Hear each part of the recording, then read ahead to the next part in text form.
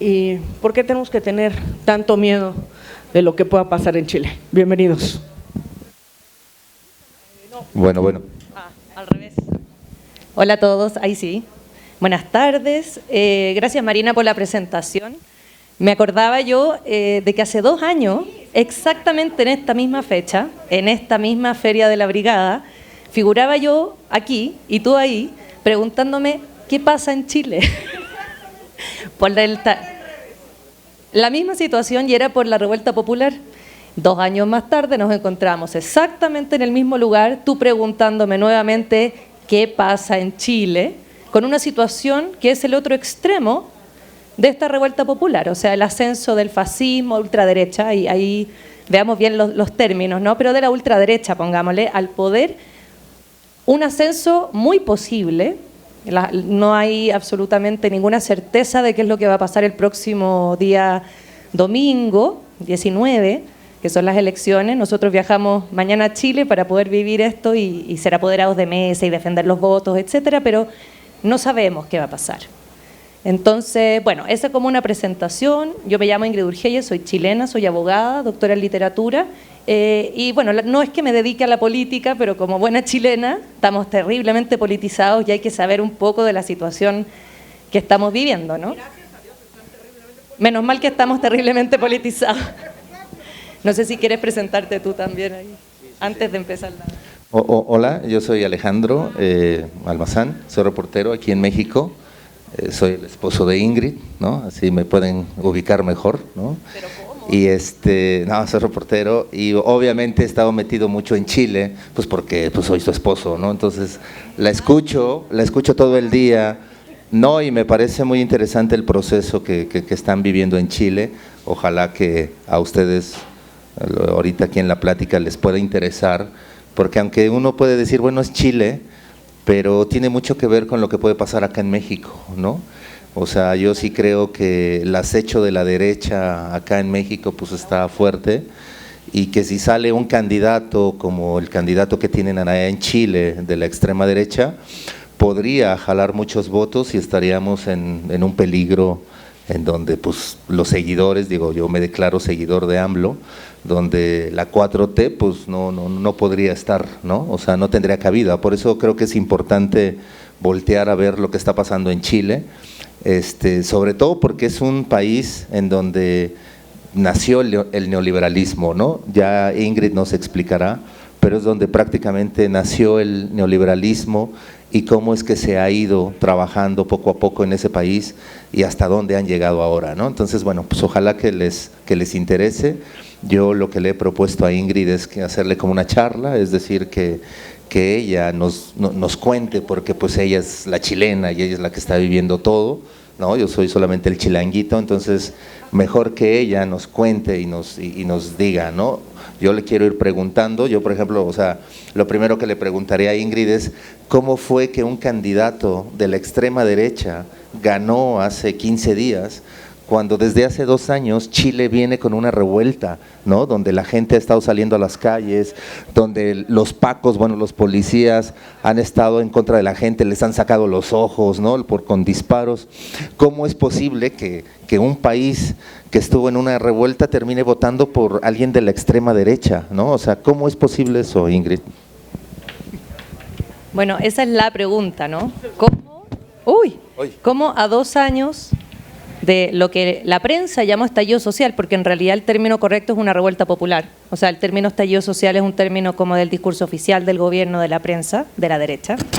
Pero como esta revuelta popular, que es una revuelta que vamos a revisar, no está canalizada a través de una ideología específica, es más bien un estallido a todo nivel, de todo tipo de ideologías, de todo tipo de clase social, cómo eso decanta finalmente en que 2 años más tarde tengamos una elección, ¿cierto?, donde las 2 primeras mayorías sean, por una parte, una ultraderecha conservadora, continuadora del proyecto de la dictadura militar de Pinochet, y por otra parte tengamos un candidato progresista de la izquierda, le dicen extrema izquierda, pero en realidad es una izquierda como centro izquierda progresista más bien, que sí está aliada con el Partido Comunista, pero si uno ve el programa de gobierno es un programa muy progresista, podría ser cualquier democracia europea normal, digamos, con un estado de beneficio grande. ¿Cómo estos dos proyectos finalmente terminan por dividir al país? Tenemos una situación sumamente polarizada, con una violencia... ¿Como aquí? Sí, más o menos como aquí. Anoten, porque esto es no es solamente de Chile. Y lo interesante, yo creo, como una primera cosa, es ver, por supuesto, hay algo de la política interna y de nuestra historia, ¿no? Que tiene que ver con una dictadura militar, etcétera. Pero también hay algo que tiene que ver con un movimiento internacional, un movimiento que se gesta en Europa, que llega a Latinoamérica, que tiene que ver con el ascenso de la ultraderecha. A partir del año 2008, que se empiezan a gestar ciertos movimientos muy potentes en Europa, donde ellos pudieron en algunos países situar ciertos políticos con discursos que eran unos discursos muy conservadores, muy nacionalistas, muy antiglobalización, antimigración, cómo ese proyecto, muy financiado, ¿cierto? O sea, con mucho dinero, cómo esos proyectos se vienen a instalar a Latinoamérica con Bolsonaro, que es como su gran ícono, ¿no? Y cómo están tratando ellos de posicionar otros políticos en otros países de Latinoamérica para finalmente armar una alianza global. Ese es como algo que nos está afectando a nosotros, pero que, insisto, es algo internacional. Entonces, ¿qué pasa con este señor Kast? Si bien entendemos este movimiento, ¿cierto?, a partir de crisis económica en Europa del 2008, que empiezan los ascensos de la ultraderecha, que después se consolida con el gobierno de Donald Trump y se consolida con Bolsonaro, que son los dos grandes artífices, ¿cierto?, financiados, por supuesto, y la aparición de algo que ustedes conocerán muy bien, el famoso Vox, Vox español, que también es un movimiento de reivindicación de ciertos nacionalismos, ¿verdad?, que ese discurso además ha permeado aquí en México también, y eso es sumamente peligroso. Vox, que es ahora, ¿no?, el gran movimiento español, pero que tiene sus redes, y que tiene redes muy, muy afiatadas con nuestro candidato de la ultraderecha, a partir de todas estas organizaciones mundiales, ¿cierto?, nosotros hoy en día tenemos un candidato que tiene el mismo discurso que Vox, el mismo discurso que Bolsonaro o Trump, que es complejo decirle fascismo, que más bien quizás el concepto preciso sea ultraderecha conservadora, porque cuando hablamos de fascismo tenemos que entender que tiene que ver con un movimiento, el Fazio, ¿cierto?, en Italia, que se gesta a partir de un contexto de guerra, ¿cierto?, como de contraposición al marxismo. Perdón, solo entre paréntesis, quizá ubican Vox, porque ya ven que hace Sí, claro. poco el PAN, ¿no?, le dio ahí el apoyo a Vox y puta, todos le dieron con todo, ¿no?, a los panistas, ¿no? Perdón, ya cierro el paréntesis. Sí. Bueno, el fascismo entonces lo entendemos, ¿verdad?, como algo contingente a la Segunda Guerra Mundial, procesos que se dieron en ese minuto y que tenían que ver con la expansión del Estado. Lo que tenemos ahora es un discurso de la ultraderecha conservadora, religiosa, pero que se alía con el neoliberalismo. Eso es lo paradojal y lo distinto del nazismo o de la dictadura de Mussolini. Porque acá es como que fuera un extremar la posición neoliberal al punto de mantener, ¿cierto?, esta cosa apolítica, esta cosa del presente, de ustedes no recuerden la historia, vivan ahora, despolitizar a la sociedad a través de un discurso conservador, pero también para mantener un neoliberalismo muy extremo. Entonces, así es como aterriza a Chile, ¿verdad?, este candidato, que él no pertenece a ninguno de los partidos tradicionales de Chile. Él fue históricamente del partido de la derecha, la UDI, Unión Demócrata Independiente, que demócrata no tiene mucho, pero bueno, ellos se dicen así, ¿no?, que era el partido que históricamente había continuado, ¿verdad?, con los políticos de la época de la dictadura de Pinochet, pero que se habían moderado con la entrada a la democracia y, como ellos dicen, conservador en lo moral, liberal en lo económico. Ese es como el discurso, ¿ven? Por eso yo le digo ultraderecha, pero neoliberal. Esta UDI primero acogió a este candidato José Antonio Kast, que es un señor, y esto es interesante, el perfil del sujeto, es un señor descendiente de alemanes, cuyo padre perteneció al partido nazi, pero no fue reclutado, como muchos jóvenes que fueron reclutados contra su voluntad, sino que él libremente, voluntariamente se afilió, porque le pareció coherente, supongo, ¿no?, el discurso. Cosa que Kast lo ha negado, pero hace poco salió una investigación diciendo efectivamente este señor sí, está el acta de afiliación al partido nazi.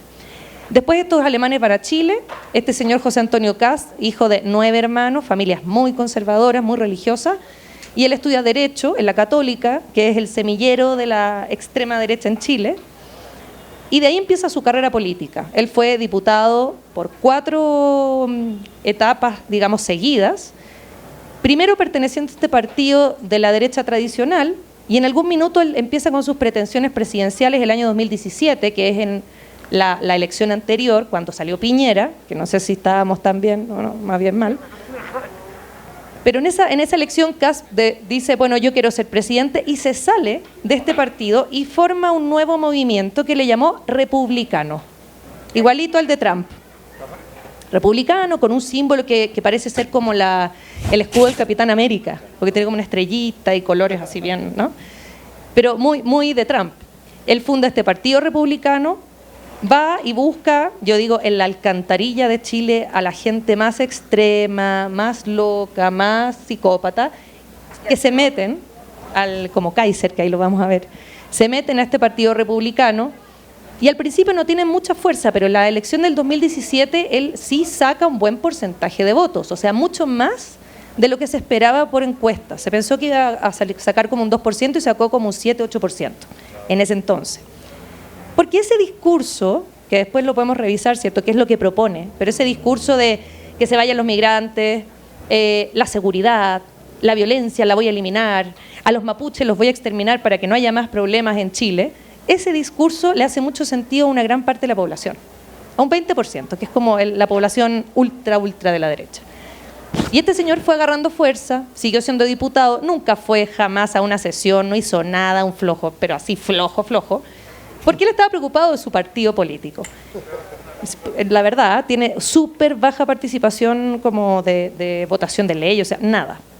Lo único que se sabe es que él votó en contra, fue la única persona que votó en contra de una ley de derecho de protección a los perros, porque él no quiere proteger a los perros, que se llamó la ley Cholito, que era de un perrito de la calle. Y él fue la única persona que votó en contra. Ahí vamos a ver el perfil psicopático del señor Kast. Pero, según tus redes, defendió la iniciativa para detener a personas en lugares que no son cárceles. Ese es su proyecto presidencial y lo vamos a revisar porque ahí se pone peor. Este señor forma su partido, no le va bien en la elección con Piñera, ¿cierto? Pero estos 4 años, desde la elección de Piñera hasta ahora, él prepara el terreno. Sale de Chile y va a conversar con los señores de Vox, sale de Chile y va a conversar con señores de Estados Unidos que apoyan a Trump, apoya a Bolsonaro, tiene muchos contactos con Bolsonaro y celebra, digamos, cuando Bolsonaro es elegido, etcétera. Arma toda esta red internacional, pero a la vez fortalece mucho la participación de estos sujetos, que son unos sujetos con unos discursos muy extremos. La gente que participa en este partido revolucionario, siempre los hay en todos los países, digamos, vean a los seguidores de Trump, son como más o menos de ese estilo. Y empieza a agarrar fuerza, y viene la revuelta popular, el estallido social, como le llama la prensa, que es muy definitoria para el hecho de que este señor hoy en día esté donde está. Si no hubiese habido esa revuelta popular, probablemente él seguiría en el mismo lugar donde siempre estuvo históricamente, la ultraderecha. ¿Qué pasa con el estallido social? Ustedes tienen que haberlo visto en las noticias, ya se sabe harto de lo que ocurrió, ¿verdad? Pero es una revuelta popular, totalmente sin programas, sin una estructura política, no tiene liderazgos, es algo totalmente como espontáneo, es una demostración espontánea de insatisfacción muy profunda que tiene que ver con el modelo neoliberal. Eso es básicamente el estallido social, donde sale gente de todas las edades, de todos los partidos políticos, de todas las creencias religiosas, o sea, es todo el mundo básicamente, a protestar por un malestar. ¿Cuál es el malestar? El modelo, ¿cierto? Que es un modelo horroroso, tremendamente precarizante para la mayoría de la población. Y el problema de ese, no es un problema, ¿cierto? Pero lo que causa que hoy en día la ultraderecha esté donde está es que fue una revuelta popular con mucha violencia, tanto por parte de los manifestantes como mayoritariamente por parte de las fuerzas represivas. O sea, Piñera, en un gran comunicado, le declara la guerra al pueblo de Chile. Dice, estamos en guerra. Y como estamos en guerra, yo voy a sacar al ejército, a la policía, que repriman, no voy a permitir la libertad de expresión, toques de queda, estado de excepción, etc. Políticas muy de la derecha, ¿no? Para controlar el malestar social. Causa todo este revuelo que se canaliza finalmente a través del candidato que hoy está por la izquierda, que es Boric. Él logra canalizar con todos los partidos políticos un acuerdo, que ese acuerdo termina decantando en lo que es hoy la Asamblea Constituyente que va a escribir la nueva Constitución, que fue un acuerdo transversal, donde se pusieron de acuerdo y dijeron vamos a llamar un plebiscito para ver si cambiamos la Constitución o no. Plebiscito que ganó 80% sí, 20% no, que es el 20% de Kast, por cierto. Eso decanta por la vía institucional. Y muy bien, porque finalmente hay un resultado, ¿no? Y una composición de una convención constituyente súper interesante, gente muy capaz, gente de distintos pueblos, no solamente chilenos, muchas mujeres, paridad. Hay una representación bastante amplia del mundo social y eso está muy bien. Esa es como la vía institucional. Sin embargo, hay una vía no institucional que se mantuvo hasta el día de hoy que tiene que ver con una parte de la gente que siguió protestando en la revuelta popular, que no estuvo de acuerdo con la vía institucional y que seguían protestando por una insatisfacción, descreyendo de la institución, de los partidos políticos y de cualquier solución, digamos, que tenga que pasar por ellos, y a su vez muy enojados por la falta de reparación de las violaciones a derechos humanos, ¿cierto? Porque no hubo ningún tipo de reparación. De hecho, hoy se suicidó uno de los jóvenes que quedó ciego durante la revuelta, hoy, por falta de reparación, falta de ayuda del Estado, la injusticia, digamos. Entonces está ese malestar, está el malestar de no creer en la institucionalidad, que es bastante razonable no creer en la institucionalidad en un país así, ¿no? Pero también tiene que ver con hay muchos jóvenes que fueron detenidos durante la revuelta popular, detenidos sin pruebas, bajo unas prisiones preventivas que se mantuvieron 2 años ya, y que siguen ahí, entonces son presos políticos. O sea, digamos las cosas como son. Presos políticos que nadie ha querido indultar y que la gente ha seguido alegando para que los indulten, para que los saquen, porque además no hay prueba, o sea, es una cuestión política, y lamentablemente siguen presos. Entonces, todas estas cosas hacen que la revuelta popular no se termine con el acuerdo para la nueva Constitución, sino que siga. Siguen las marchas, siguen las protestas y se nos suma el ingrediente de la pandemia, que bien sabemos, ¿verdad?, toca a todos los países, sobre todo en lo económico. Entonces tenemos un pueblo que sigue insatisfecho, que no le gusta la vía institucional y que además ve mermadas sus finanzas a través de la pandemia. O sea, es un cóctel perfecto para que surja un discurso, ¿verdad?, como el de la ultraderecha. Llega la pandemia, la gente se queda sin empleo, sin trabajo, el gobierno muy poca ayuda, por supuesto es un gobierno de derecha, ¿verdad? El pobre es pobre porque es flojo, ese es como el discurso, ¿no? O sea, vayan a trabajar.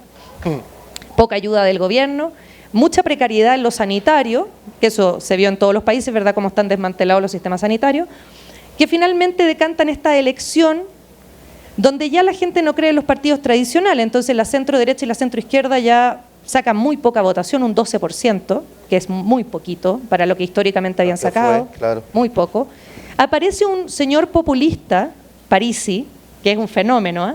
Es un señor que está en Estados Unidos, es un empresario neoliberal en Estados Unidos, acusado de acoso en la universidad, de abuso sexual, acusado de estafa y además que no ha pagado la pensión de alimento de los hijos, entonces no puede volver a Chile porque tiene orden de arraigo. Y desde allá hace campaña, ¿no? Él hizo campaña online. No, a ver, espérame. Por Va de Zoom. nuevo. ¿Dónde está? En Alabama, vive en Alabama. O sea, el candidato, La tercera mayoría, Marina. la tercera mayoría, está en Alabama y desde allá está haciendo campaña. Desde allá hizo campaña con muy ¿Y buen las manejo de posibilidades redes son? sociales. ¿Mm? Las posibilidades son que Chile se mude a Alabama o cómo es la historia. Habrá que viajar, no lo sé. Sí, exacto, exacto. Tengo unas mañaneras por Zoom y ya, ¿no? Exacto. Con Anaya, ha de Puede ser, ha de ser, ser, sí, ha de ser, ha de estar con Anaya. Realmente exacto. podría ser, ¿no? Este señor Franco Parisi es un candidato histórico. Él ha participado en todas las elecciones porque él vive de lo que saca por los votos, porque en Chile te pagan por voto. Entonces él vive de eso. No, a ver, va de nuevo. Lo tienes que explicar completo. Es un país complicado, ¿no? Es complejo. María. A ver, ¿cómo que se paga por voto? No, Sí, hay pero- países más surrealistas que México. Sí. Lo que pasa es que no es que te paguen por voto en el sentido de incentivar que alguien vote por alguien. No, no, no. Si tú eres candidato presidencial y tú tienes una cierta cantidad de votos, a ti te van a pagar como una devolución de gastos de campaña o algo así por la cantidad de votos que sacaste. Entonces hay gente que vive de eso. De ser candidato. Imagínate cuánto le hubieran devuelto a AMLO, ¿no? 30 millones. AMLO sería millonario. Sí. Pero en el caso de Chile, por ejemplo, hubo dos candidatos, Parisi y uno de la centroizquierda, que es Marco Enrico Minami, que vive dando conferencias por el mundo, es como un red set ahí bien atroz, que nunca ha hecho nada por Chile. Ese también vive de lo que saca porque todas las elecciones está Marcos Enrique y Franco Parisi. Claro, porque además no es solo, o sea, no es le pago el que ganó el presidente, es le pago a los otros 14 Sí, claro. aspiracionistas. Entonces, O sea, imagínense, ¿no? Págale a Cuadri o algo por el estilo, ¿no? no, que no, dicen que no, por favor. Entonces, en esta elección que tuvimos hace unas semanas atrás, teníamos el siguiente escenario. Escenario pospandémico apocalíptico, diría yo, ¿no? Teníamos José Antonio Kast por la ultraderecha republicano. Teníamos una centroderecha de un empresario neoliberal así de libro, que se llama, es de apellido Sichel. Empresario, ¿sí? El típico discurso de yo salí de la pobreza, pero me autogestioné, el logro individual. Y soy empresario y creo en que hay que agrandar la economía con el libre mercado. Discurso neoliberal clásico, ¿no? Del ascenso individual y el éxito, ¿no? Ya, él. Teníamos en el centro, no, pero la DC, que históricamente se ha definido como de centro, la Democracia Cristiana, que fueron los que en el fondo propician el golpe de Estado de Pinochet, un partido horroroso, que se la lleva jugando entre la derecha y la izquierda. Ellos tenían una candidata. Yasna Proboste. Como el PRD. Un PRD. Que al final esa candidata fue de las últimas, junto con este señor Sichel, empresario. Ellos dos, o sea, los partidos tradicionales, últimos. Y por la izquierda, esto es como el ring, ¿no? Y en la izquierda tenemos Boric, que iba por el Frente Amplio, que es un partido de jóvenes progresistas, de muchos partidos distintos, ecologistas, democracias radicales, etcétera, en conjunto con el Partido Comunista.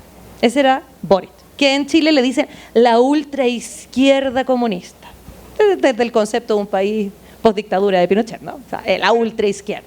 Sí, le dicen ultraizquierda a cualquier cosa, ¿no? Sí, sí. Sinceramente. O sea, uno dice, oye, agrandemos un poquito el Estado, comunismo. Ya, ese es como el criterio allá. O sea, le tienen terror al Estado de beneficio. Quieren poner trenes ahora y sacar a los camiones, comunismo. Comunismo, claro. O sea, son cosas inentendibles, pero que en el contexto político en Chile está todo muy exacerbado. Y claro, Boric representaba lo que para la persona chilena en el fondo, y le da terror, sería como la continuación de Allende, que les da mucho miedo. Uno dice Allende y terror en la población chilena, miedo de volver a eso. Hay una cosa de un trauma histórico ahí, no resuelto. Teníamos todo este panorama y resulta que el resultado es, primera mayoría, José Antonio Kast, ultraderecha. Segunda mayoría, Boric. La diferencia es muy poquita. O sea, si José Antonio Kast sacó un 28%, Boric sacó un 26%. O sea, estamos ahí. Y la tercera mayoría, este señor candidato digital, el Digimon, el que está en otro país. De Alabama. Alabama, que no sabemos si es real o no, puede ser anda a saber, un bot, que nadie sabe cómo movilizó Exacto, a una ¿alguien gran sabe masa si sí existe o No sabemos solo si existe. no lo sabemos? No sabemos. No viajó a Chile en toda la campaña.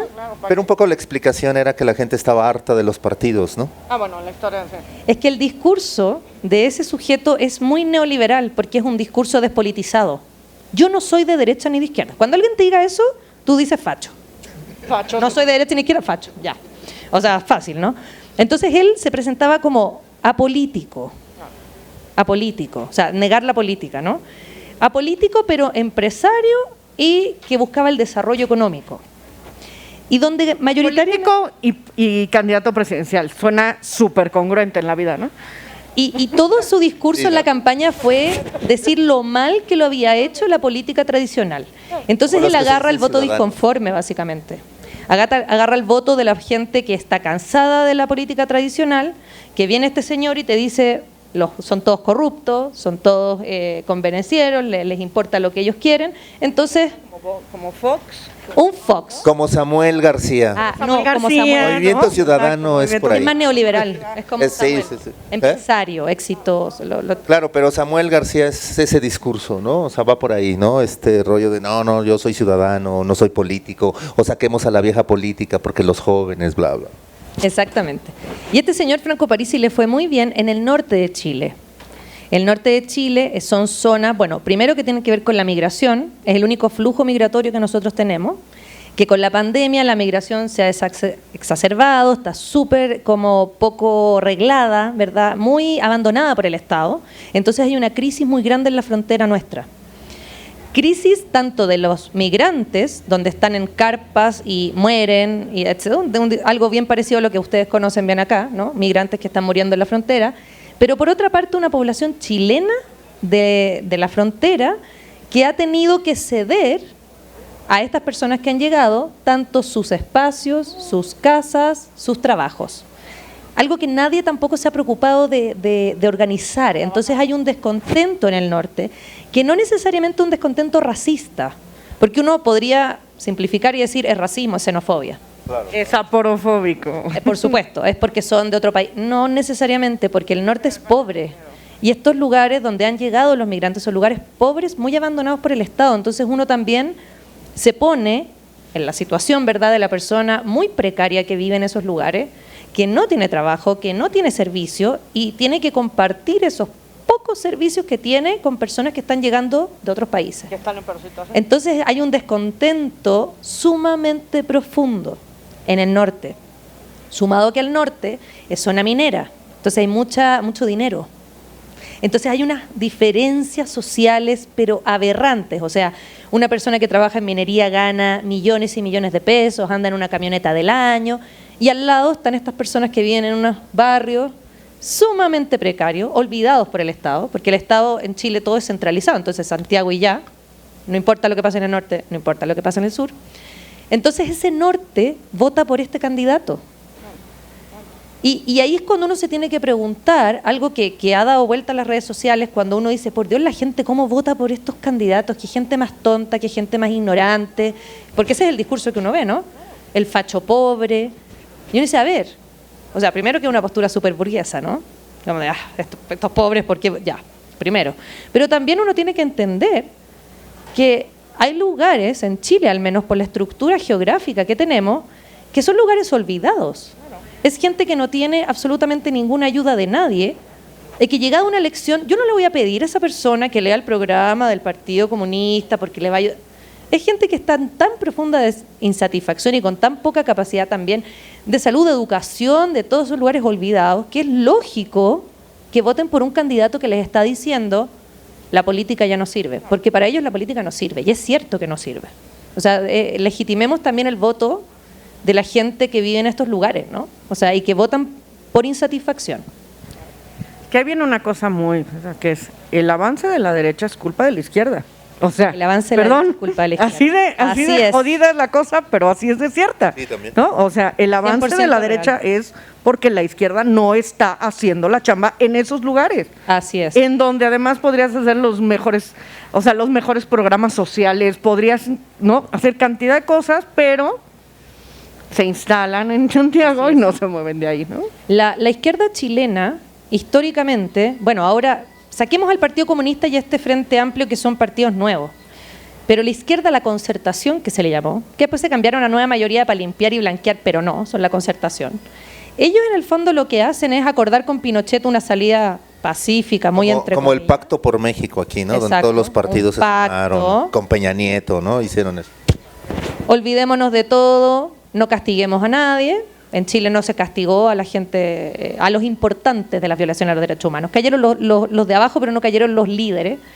Entonces, esta Concertación más bien continuó el modelo neoliberal, porque tampoco trató de hacer nada para cambiarlo. Entonces, la precariedad de hoy tiene que ver con todos los años también, desde los años 90, que está gobernando la Concertación, que es la izquierda. Entonces, como bien dice Marina, el avance de la derecha es porque la izquierda le ha dado el espacio para que vaya avanzando con estos discursos. Sí, pero también creo que la izquierda ha perdido también como el trabajo en la base. Claro. Se los cuento porque, bueno, ahorita antes de que subiéramos, estos dos chicos de la revocación del mandato, yo fui a entrevistar a la coordinadora que está en el Zócalo y está preocupada porque dice, yo creo que no vamos a alcanzar las firmas, cabrón. O sea, dice, güey, llevamos el 26% y tenemos hasta el día 18 para conseguir los 3 millones de firmas. Y yo le preguntaba, ¿y cuál es el problema? Dice, uno, Morena le está apostando solo a la figura de López Obrador y el presidente no puede generar todo, cabrón, ¿no? O sea, el partido, claro, el partido tiene que crear cuadros, ¿Cuál cabrón, partido? y tiene que moverlos, porque también por eso... ¿Cuál partido? Perdón, también por eso la ciudad está partida así, ¿no? O sea, entre Morena y el PAN, o sea, porque no hay ese trabajo. Perdón, y creo que eso es lo que pasa. Por eso avanzó la derecha en la Claro, Ciudad de México. avanza. Claro, es por que- eso ahí es van, que es ahí permanente. vienen, Le dieron ¿no? el espacio de avanzar. A ver, yo digo que hay dos. Claro, por exactamente. Con nosotros Pero en yo creo que hay dos Cauquenes, cosas y ahí es chamba de todos. O sea, si algo tiene la derecha mundial es organización, cosa que la Y izquierda lana, no mucha tiene. lana. ¿Sí? Dividida y mi papá lo dice muy bien, dice, eran 3 y 2 se escindieron, ¿no? O sea, no, ese es el mejor, sí, es el mejor chiste, ¿no? Eran 3 y 2 se escindieron, o sea, pero la parte, yo creo que la parte más jodida, y es una de las cosas que decía Ingrid, la forma en la que la derecha mundial está armando redes para apoyar económicamente, no se pueden imaginar la cantidad de billete que está circulando. Entre ellos, ojo, un grupo importante que es el Atlas Network, que es un grupo mundial importante que está dando dinero en todos los países para mantener a cada uno de los grupos de derecha. Echen un ojo en redes sociales sobre todo lo que salga del Atlas Network, porque por ahí pueden jalar los hilos y ver quiénes están fondeando, incluido México, ¿no? Y cómo podemos, o sea, básicamente usémoslo para aprender de ellos, pero para el lado bueno, ¿no? O sea, ¿qué redes necesita hacer la izquierda, ¿no? Antes de que eran 3 y se escindieron 2, ¿no? Para lograr por lo menos transmitir, aunque sea la información de la revocación de mandato, ¿no? Hoy está pasando algo en Chile que, bueno, ya también nos contará Ingrid, pero es algo chido, es decir, ¿Tú nos al vas día a contar? siguiente de la elección, o sea, la gente estaba en shock porque ganó la derecha, ¿no? Dicen uno, no mames, ¿qué pasó? Todo lo que hicimos. Y entonces toda la gente empezó a crear, o sea, sobre todo los jóvenes en las redes, empezaron a crear memes. No memes, con memes. Boric, o sea, marihuanos por Boric, gente de CAS enojada con CAS por Boric. Y empezaron a hacer toda una campaña, ¿no? O de épica, ¿no? De una narrativa épica, ¿no? Incluso cosas como había una niña en el parque que cantaba y entonces se acercó un joven y le dijo, no, tú te tienes que ir a México, esa niña es Bon Laferte y ese güey era Boric, ¿no? O sea, ese tipo de narrativa épica. Una gesta heroica, épica. Claro, gesta heroica que se convirtió, hoy todos los cantantes están apoyando a Boric, o sea, toda la gente de la televisión, personajes, están apoyando a Boric porque saben lo que les viene con la extrema derecha, pero... De lo que Ajá, pues claro, pero el problema es que hoy mismo hay un análisis, ¿no? En donde puede ser que la derecha sí gane. O sea, a pesar de esta narrativa de No épica estamos que hay. seguros. Extrema, ojo, métele el extrema, porque No. si no de pronto... Extrema derecha. La extrema creen que derecha, es sí, tener a bueno, los sí, fans perdón. en Benito Juárez, los Perdón. fans en Bueno, Benito Juárez. la gran pregunta que no hemos resuelto acá es, ¿y qué es lo que propone esta extrema derecha? Claro. ¿Y por qué nos dio tanto miedo? Porque uno podría decir, un continuador de Piñera, ya, son 4 años de otro aquí como Piñera, empresario. No, porque esta extrema derecha, yo les decía, es una derecha que mucha gente le ha llamado fascismo. Fascismo entendiéndolo como con ciertos tintos de un nacionalismo extremo, de un odio por el otro, racismo, xenofobia, homofobia. O sea, yo al otro lo saco porque no es igual que yo, que es un discurso como de biopolítica, pero que también es fascista, ¿no? Y, por otra parte, el discurso de la seguridad, que es el más peligroso de todos los discursos. No sé si le he leído la doctrina del shock de Naomi Klein, pero el discurso de la seguridad. En Chile, después de la revuelta popular, después de la pandemia y producto del conflicto que tenemos con los mapuches, que es una guerra, porque hay una guerra literalmente en Chile, hay una sensación de inseguridad muy fomentada por los medios de comunicación, que siempre son el enemigo para estos casos. Son el enemigo. Porque los medios de comunicación, han de saber ustedes, los dueños de los medios de comunicación son empresarios que quieren proteger su fortuna y por lo tanto están con la ultraderecha. Como aquí. Igual que acá. Por eso son tan peligrosos. Y bien AMLO que los tenga ahí cortitos, porque los medios de comunicación son los que arman estas retóricas y estos discursos de la violencia. Entonces, durante estos años, desde el 2019 hasta ahora, los medios de comunicación han estado repitiendo y repitiendo que hay inseguridad en Chile, que hay narcoterrorismo, que es una creación de alguien, porque yo no sé ni siquiera qué significa eso, narcoterrorismo, que hay paramilitares, grupos paramilitares con los mapuches, que hay narcotráfico terrible, cárteles prácticamente en Santiago. Les digo que no hay eso, hay microtráfico nada más. O sea, no hay ningún cártel en Chile, digo. Pero que hay cárteles, que hay muchísima inseguridad urbana, robos, no hay secuestros en Chile, no existe el concepto, nadie secuestra a nadie, o sea, no es un país peligroso, pero hay una sensación de peligrosidad alentada por estos medios de comunicación. ¿Con qué propuesta llega este señor de la ultraderecha? Él, igual que Trump, viene con el discurso de la clase media. Ustedes están empobrecidos porque estos gobiernos no han sido capaces de darles trabajo y por el flujo migrante. Ha venido toda esta gente, que no es como nosotros, ahí viene el racismo, que no es como nosotros, que son delincuentes, que traen el narcotráfico porque vienen de Colombia, porque vienen de Venezuela, han llegado a Chile, han traído la violencia, pero también nos han dejado sin puestos de trabajo. Entonces volvamos al nacionalismo. Hay otro discurso, la antiglobalización. La globalización la ha hecho mal al mundo, porque estos países que tienen programas de izquierda, como la ONU, porque Caste quiere salir de la ONU. Más si los de izquierda éramos los globalifóbicos. No hay nada ¿En más qué momento facho se les que la volteó? ONU, no hay nada más facho que la ONU, pero según Cast, la ONU es de la izquierda internacional y tienen agendas, ¿verdad? Entonces, antiglobalización, o sea, fortalecer y cerrar fronteras prácticamente. Y para la seguridad, el fortalecimiento de Fuerzas Armadas, policías, represión, cárcel, penas más fuertes, cero tolerancia a la delincuencia, que es un discurso muy famoso ese, ¿no? Yo, mano dura a la delincuencia, ya. Con esos discursos, mucha gente le hizo mucho sentido. Giuliani, ¿no? Era el de cero.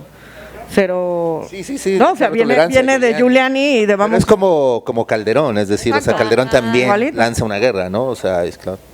Y si ustedes ven medios de comunicación acá en México y escuchan a los políticos de la derecha, van a estar permanentemente diciendo lo peligroso que es todo y lo que se necesita mano dura. Ese discurso pega muy bien. Entonces en Chile llegó este señor Kast con todo esto, donde sus propuestas son las siguientes, y esto es lo más patológico del asunto, ¿no? Para que no haya flujo migratorio, el señor va a poner una zanja, o sea, va a ser el muro. ¿Les suena? Un muro, una zanja, en la frontera con Bolivia. ¡Pum! Para que todos estos migrantes no puedan pasar. Entonces le preguntaron el otro día, bueno, y si hay niños y se caen a la zanja, es que va a tener reja. No. Y el periodista le dice, ok, perfecto. No, bueno. Yo decía, pero, amigo periodista, contrapregunta, no sé, nada. Sí, ¿no? Ok, va a tener reja. ¿Y de qué medida la reja? De no sé cuántos metros. Perfecto, perfecto. Una zanja. Una locura. Pero lo va a hacer, ¿ah? Y ya tiene presupuesto, igual que Trump. Tiene un presupuesto para la zanja que vale no sé cuántos millones de dólares la zanja. Ya. Otra de sus propuestas es eliminación del Ministerio de la Mujer. Y en su programa de gobierno la mujer está mencionada 3 veces y todas tienen que ver con procreación y con cosas de la casa. ¿Ya? O sea, la mujer, derechos para la mujer es 0. Derechos para disidencias sexuales, menos 10. O sea, él habla de dictadura gay, como que fuera la dictadura que le imponen a él. Ahora se aprobó el matrimonio igualitario, país bipolar, país bipolar. Bien. Sí. Matrimonio igualitario está saliendo... Eso merece un aplauso, sí. Un aplauso. En estas circunstancias lograr aprobar el matrimonio igualitario en Chile merece un gran aplauso. Y este señor le entrevistan y le dicen, bueno, ¿y qué opina de esta ley? Yo estoy en profundo desacuerdo porque yo creo que el matrimonio es entre un hombre y una mujer. Ya, esa es su postura en la vida. Ya. Y por otra parte, este señor propone bajarle los impuestos a las empresas, bajarle los impuestos, o sea, y todos decimos cómo va a financiar esto este señor. No tiene programa económico, es una ridiculez. O sea, es una cosa como teórica, pero no va a funcionar en la realidad, pero él quiere bajar impuestos a los grandes empresarios, mantener el sistema de pensiones, que es fatal, pero él lo quiere mantener y fortalecer. Y lo más peligroso de todo, bueno, además de salirse de la ONU, de no creer en las vacunas, de no creer en el COVID, de no creer en el calentamiento global, porque es todo inventado, porque todo eso es lo que él dice, ¿no? Además de todo eso, y no firmar Escazú tampoco, y que los árboles y animales tengan que pagar su coexistencia con nosotros, a través de zoológicos, a través de parques, a través de... O sea, lo que les estoy hablando es real, aunque no me lo crean, es real, es todo real. Y ya la peor parte, Marina, que yo encuentro la más peligrosa, es una propuesta que la ha mantenido hasta el día de hoy, porque se ha ido moderando su discurso para agarrar votantes, pero hay una que ha mantenido. Bueno, la zanja, con la reja y todo eso lo mantiene, pero también ha mantenido una que es extremadamente peligrosa, que es capturar y perseguir a todos los activistas de izquierda en lugares distintos de una cárcel e interceptar todas sus comunicaciones. Es decir, ella no puede ir a Chile. Dictadura de Pinochet. Le preguntó un periodista el otro día, le dice, oiga, pero eso es lo que hacía la DINA en la época de Pinochet. Sí, dijo él, sí. Y el periodista, ok, perfecto, porque así ha sido el periodismo en Chile, ¿no? Ok. Como la DINA, sí, perfecto. La DINA era la policía secreta de Pinochet, que hizo desaparecer a todo el mundo. Entonces, casi como la DINA. Eso es lo más peligroso que me parece a mí. Por supuesto que quiere eliminar a la Flaxo, quiere meter personas a controlar todas las universidades de Chile porque él no cree en la libertad de enseñanza, porque según él, la educación está programada en la ideología de izquierda. Entonces es una continuación de un régimen casi pinochetista, si se fijan, ¿verdad? Con pérdida de derechos civiles, pero brutal, o sea, una pérdida de todos los derechos civiles. Es peligroso, de hecho, para las disidencias sexuales, es peligroso vivir en Chile para las mujeres, va a ser peligrosísimo para los activistas de izquierda, porque no sabemos, una vez teniendo el poder, de qué es capaz, porque si eso es lo que está proponiendo en su versión moderada, sí, lo más probable es que va a ser igual que Bolsonaro o Trump, que presentan una versión moderada que igual nos parece súper loca, pero que salen y ahí se extreman y termina pasando lo que pasó en Brasil o en Estados Unidos, que ya sabemos la historia, ¿no? Ahora, hay un punto importante que es las Fuerzas Armadas. ¿Con quién están? Sí, con él. Con él. Las Fuerzas Armadas en Chile históricamente son de la extrema derecha. O sea, Fuerzas Armadas izquierda no es una... No existen. No existen. No existen, gracias. En Chile hay dos cosas que se dan así histórico, que es distinto a México. Que las Fuerzas Armadas están con la derecha y que el mundo intelectual está con la izquierda, pero todo el mundo intelectual. O sea, intelectual de derecha es casi un oxímoron, es algo que no existe. De aquí... ¿Y dice quién? De aquí... No como acá, El 80%, ¿no? que me parece fatal, fatal, que acá la derecha y los intelectuales tienen ciertas conexiones, allá cero. Entonces, ya que ocurrió lo que ocurrió de tener a Kast ahí en la puerta, ¿no?, a punto de entrar y dejar el desastre, se une el mundo intelectual, el mundo artístico, los jóvenes, o sea, un apoyo transversal súper potente para empezar a hacer campaña para que salga Boric. Incluso las feministas. Boric fue acusado de acoso sexual, digo que es una buena historia también que la cuentes. Sí, bueno, Boric tiene una denuncia por acoso sexual, que es muy interesante, que por supuesto la derecha se ha colgado de esa abusador, le dicen que no es lo mismo que acoso, pero bueno. Denuncia que no existe porque nunca fue denunciada en ningún contexto jurídico de nada, tampoco en redes sociales. Es algo que una compañera de partido le dijo en un contexto del partido que tiene que ver con dichos de Boric. Dijo algo misógino. Él no hizo nada, dijo. Y eso se amplificó, la derecha lo tomó, por supuesto, y ahora le dicen abusador sexual, que es una figura que es totalmente diferente. De hecho, ayer hubo un debate entre Kast y Boric, donde Kast dijo la palabra abusador sexual como 7 veces. Porque es súper interesante cómo esta derecha mundial utiliza ciertas herramientas, además de los medios de comunicación, como por ejemplo las fake news. Mentir. Esa era tu otra etapa. Bots en las redes sociales, bots, creando hashtags, creando cosas virales que son falsas, pero que engañan. La campaña de Kast ha sido solo fake news. Cuando él dice algo, que además los reporteros han hecho una pésima labor, porque no se han dedicado a contrastar esas fake news y a confrontarlo y decirle, oiga, eso no es verdad. Nadie ha hecho eso, no han hecho un fast check, nunca. Entonces este señor miente, tergiversa los números, inventa situaciones que no existen, acusa a personas de cosas que la gente no ha hecho, pero nadie dice que eso es mentira. Entonces en la gente que ve la televisión, eso queda como verdad. Es tremendamente peligroso el poder de las fake news y de las redes sociales. Que yo creo que las redes sociales son el gran mal de nuestros tiempos, digamos, porque a través de esas redes sociales han salido personas como Bolsonaro, como Trump, como Casper. Ya no son tan benditas. Es muy peligroso la plataforma, porque es una plataforma falsa. O sea, la gente que está en Twitter no es gente. Hay muchos bots que son robots, personas inventadas, que dicen cosas y que uno cree que son personas, pero no. Entonces, la manera de tergiversar la realidad a través de esos medios, que la gente cada día accede más, es sumamente peligroso. Porque no puedes decir, esto es la realidad. ¿Qué es la realidad entonces? ¿Qué es la realidad? Pues yo te pregunto, ¿qué es la realidad? ¿Es lo que sale en la televisión? No. No, eso es lo que la realidad periodística nos quiere mostrar. ¿Es la realidad de las redes sociales? No. Es otra versión de la realidad. No existe la realidad. Son tergiversaciones de la realidad, son formas de verla, ¿no? Y muy manipuladas y con mucha mentira. Y por eso se dan situaciones o escenarios donde sujetos como Bolsonaro, como Trump o como Kass salen, que son sujetos ignorantes, que no saben gobernar países, que si tú le preguntas un poco más, Sí, no. te vas a topar con una pared, porque no tienen esa capacidad, no son estadistas.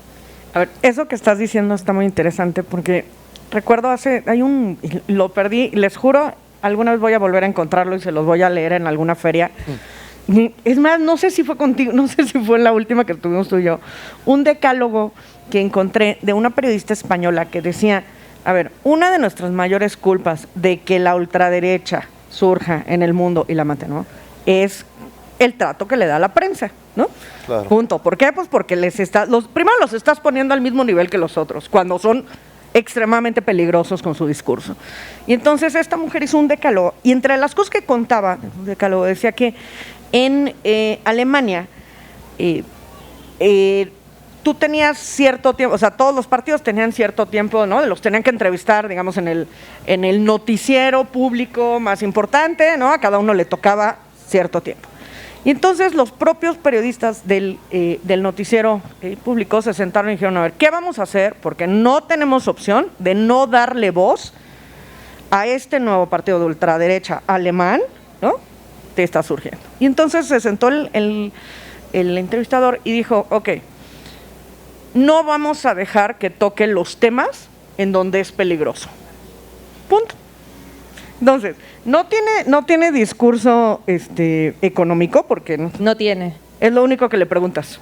O sea, se Exacto. lo fregaron, claro. Es que ¿no?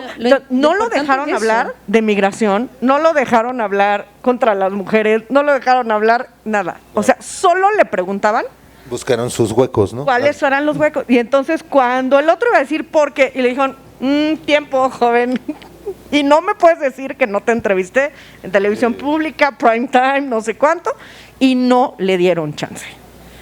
Esa es una chamba, perdón, pero que no surge hacer en los medios en México. Pero está porque difícil. si les das chance y los pones al mismo nivel del de al lado, hay una cantidad de despistados en la vida, ¿no?, que creen que son válidas las cosas tan locas que dicen y peligrosas sobre todo. Pero fíjate que está difícil un poco en el periodismo, hablo yo desde ahí porque, conozco a la estirpe, ¿no? Y la mayoría hoy, unos no reportean, otros están en medios donde pues, son empresarios y le están dando duro al López Obrador, otros creen que se están poniendo en medio, ¿no? O sea, no, yo soy imparcial. No, güey, no mames, o sea, no se puede, güey, es imposible, ¿no? O sea, y entonces está medio complicado, a la par los medios de comunicación le están pagando muy poco a los reporteros, los explotan un chingo, acoso sexual, acoso laboral, o sea, está terrible el periodismo, ¿no? O sea, en este momento, o sea, tener como que lograr eso de que el gremio haga esto, está un poco complicado, ¿no? Además hay mucho individualismo, las redes sociales creo que también han hecho que que los periodistas hoy se vuelvan rockstars, ¿no? O sea, se olvidaron de la nota, se olvidaron de informar. Yo digo, no, güey, hay que informar, güey. A mí me sorprende todos los compas que están pegados en las redes sociales todo el día, güey, opinando de todo, cabrón, ¿no? Yo digo, no mames, estos pinches reporteros, qué chingones son, cabrón, no mames, opinan de todo, ¿no, güey? Todo el tiempo, güey, todo opinan, ¿no? Y yo digo, güey, no, o sea, en algún momento creo que se perdió el foco de que nosotros vamos a generar noticias. Un doctor me decía el otro día, ustedes pinches periodistas, qué hueva me dan, güey, ¿no? Porque siempre que sale un texto suyo, un libro suyo, lo presumen, cabrón. Güey, yo salvo 30 vidas al día, cabrón, yo no estoy tuiteando mamadas, cabrón. Y digo, no, pues tienes razón, doc, ¿no? O sea, perdón, ¿no? Y he ido entendiendo, pero bueno, los colegas no lo entienden, está bien, estamos en una dinámica muy neoliberal, donde las redes sociales hoy nos han llevado a que nosotros hagamos una autopromoción, etc. de nuestro trabajo, y bueno, pues está difícil, ¿no? Pero sí veo complicado que de pronto ese tipo de periodismo pueda existir, ¿no? Aquí, o sea, está un poco desbalagado. Yo, no es que el tiempo atrás fueron los mejores, ¿no? Yo creo que no, al contrario, hoy está mucho mejor para poder hacer periodismo, pero algo pasó, no sé si la frivolidad nuestra, nuestro ego se infló más y hemos dejado como esa parte para poder ayudar realmente a la sociedad. O sea, en vez de preguntarle a este güey de la zanja, ¿no? ¿De cuántos metros va a haber? De 5, perfecto. No, cabrón, no mames, güey. Pues ¿cómo que vas a poner una zanja? O sea, es ahí donde creo que nosotros importamos, pero no lo estamos haciendo, ¿no? A mí lo que me gustó de esto que decías, de esto era que era la televisión pública, ¿no? O sea, que la chamba de las televisiones públicas, de los medios públicos, ¿no?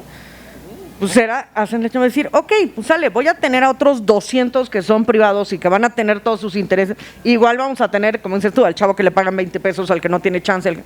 Pero como televisión pública, radio pública, lo que sea, sí podemos hacer una diferencia, decir, lo que dice ese señor es peligroso, no lo vamos a pasar al aire, punto, ¿no? Y la chamba de todos nosotros es exigirle a los medios públicos, es decir, por ahí no va o por ahí sí va, ¿no? Sí, yo creo que aquí se le puede exigir mucho a los medios públicos, ¿no? Que, digo, yo conozco más o menos 2 de 3 ahí de medios públicos y al interior no les han dicho que hablen a favor del AMLO, ¿eh? O sea, más bien al interior es, güey, hagan noticias. Claro. Pero el problema es que el reportero dice, no, güey, o sea, yo no voy a putear al presidente, no mames, me van a correr, ¿no? Porque dice, no, güey, o sea, a lo mejor mi jefe me está diciendo que sí, pero no. Entonces también ahí falta, porque pues eso pasa también en los periódicos, ¿no? En los medios luego te dicen, sí, güey, sin pedo, pero te dicen, no, güey, esa nota no entra, etc. Perdón, volvamos a... Creo que estamos en tiempo, no sé, ¿estamos en tiempo, no estamos en tiempo? ¿Cómo vamos? ¿Ya? ¿Sí? 3 minutos nos quedan. Bueno, no. Para cerrar. Sí, para cerrar, bueno. A ver, primero antes que nada, ¿hay alguna forma de echar la mano desde aquí de algo que se sepa? Informar. O sea, ni siquiera velita la Virgen de Guadalupe, digo, mañana, por lo menos todos prendan la velita. Por favor, Virgencita, salva. Una peregrinación. Yo no soy ni creyente, pero Virgencita, pero, salva. A ver, o sea, la velita, la Virgen aplica, no importa. Por favor. No, sí, o sea, como hablábamos de los medios de comunicación, el problema que tenemos en Chile grave es que los dueños de los medios de comunicación están totalmente aliados con el poder, entonces no se informa bien, no se le llama al fascismo por su nombre, que está muy mal. Nadie ha dicho, este señor es de extrema derecha, le dicen el candidato de derecha. O sea, lo neutralizan, no lo confrontan tampoco con la realidad, es decir, usted está mintiendo todo el tiempo delante de nosotros. Los reporteros aceptan las mentiras y le dicen, ok, y probablemente después se van a hacer el fact check, que no sirve porque ya eso se transmitió en la televisión. Entonces, toda ayuda de los medios de comunicación o de cualquier plataforma internacional es muy útil para nosotros. Nos han estado ayudando mucho de México, la BBC, medios que son capitalistas, ¿eh? Nos han estado ayudando, curiosamente, pero porque muestran las cosas como en una perspectiva que no tiene un interés local. Entonces, está diciendo las cosas como son. ¿A quién seguimos en redes para seguir esta elección? Para saber que no nos están contando, sepa Dios qué. Mira, hay un medio de comunicación de izquierda independiente que a mí me gusta, que se llama Piensa Prensa.